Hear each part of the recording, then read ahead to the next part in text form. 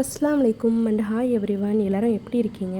இன்றைக்கி நம்ம சேனலில் ஈஸியான மட்டன் கறி எப்படி செய்கிறதுன்னு தான் பார்க்க போகிறோம். வாங்க வீடியோக்குள்ளே போகலாம். இன்றைக்கி நான் 1/2 kg போல் மட்டன் எடுத்து வச்சுருக்கேன்.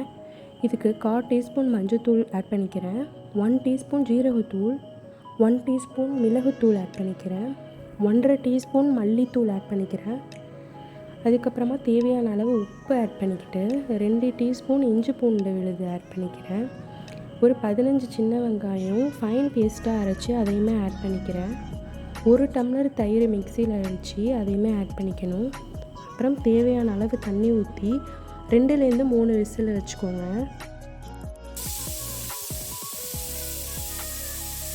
ஒரு சைடு தாளிக்கிறதுக்காக பல்லாரி வெங்காயம் 2 ஸ்லைஸ் பண்ணி வச்சுருக்கேன், 2 தக்காளி, கொஞ்சமாக கொத்தமல்லி, புதினா, அப்புறம் 2 பச்சை மிளகாய் ரெடி பண்ணி வச்சுட்டு ஒரு சட்டியை அடுப்பில் வச்சு ஆயில் தேவையான அளவு ஆட் பண்ணிக்கிறேன்.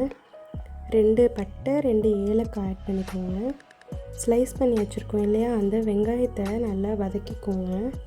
2 டீஸ்பூன் கீ ஆட் பண்ணிக்கிறேன். இப்போது நல்லா வதங்கிடுச்சு. இந்த டயத்தில் நம்ம தக்காளியையும் ஆட் பண்ணிக்கலாம். நல்லா வதக்கி விட்டுக்கோங்க. இப்போ ஒரு சைடு நம்ம அரை மூடி தேங்காயில் தேவையான அளவு கசகசா, அப்புறம் முந்திரி பருப்பு, பாதாம் பருப்பு நல்லா ஃபைன் பேஸ்ட்டாக அரைச்சி எடுத்து வச்சுக்கோங்க. இந்த சைடு ஒரு பக்கம் தக்காளி நல்லா வதங்கிடுச்சு.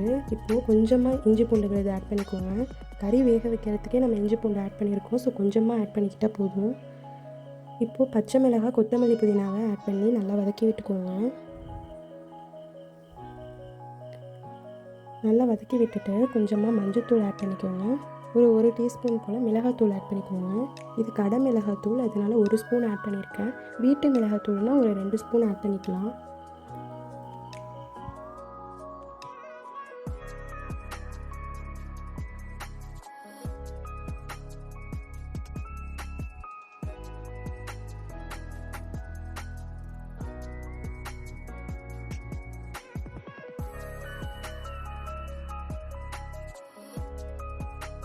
கறி எப்படி வந்திருக்குன்னு பார்க்கலாமா? நல்லா சாஃப்டாக இருக்குது. நம்ம வதக்கி வச்சுருக்கோம் இல்லையா, அதில் இந்த கறி வேக வச்சதை ஆட் பண்ணிக்கணும். நல்லா மிக்ஸ் பண்ணி விட்டுட்டு ஒரு சைடு நம்ம தேங்காய் அடித்து வச்சுருந்தோம் இல்லையா, அந்த தேங்காவை இப்போ நம்ம ஆட் பண்ணிக்கலாம். நல்லா மிக்ஸ் பண்ணி விட்டுட்டு நல்லா கொதிக்க விடுங்க. அதுக்கப்புறமா நான் ஒரு 1/2 லெமன் எடுத்துருக்கேன், அதையும் இதில் ஆட் பண்ணிப்போம். கடைசியாக மல்லித்தலை கொஞ்சமாக போட்டு ஸ்டவ் ஆஃப் பண்ணிவிடுங்க. அவ்வளோதான், ஈஸியான மெத்தடில் மட்டன் கறி ரெடி பண்ணியாச்சு. இந்த வீடியோ உங்களுக்கு பிடிச்சிருந்தா லைக் பண்ணுங்கள், கமெண்ட் பண்ணுங்கள், ஷேர் பண்ணுங்கள், மறக்காமல் சப்ஸ்கிரைப் பண்ணிவிடுங்க.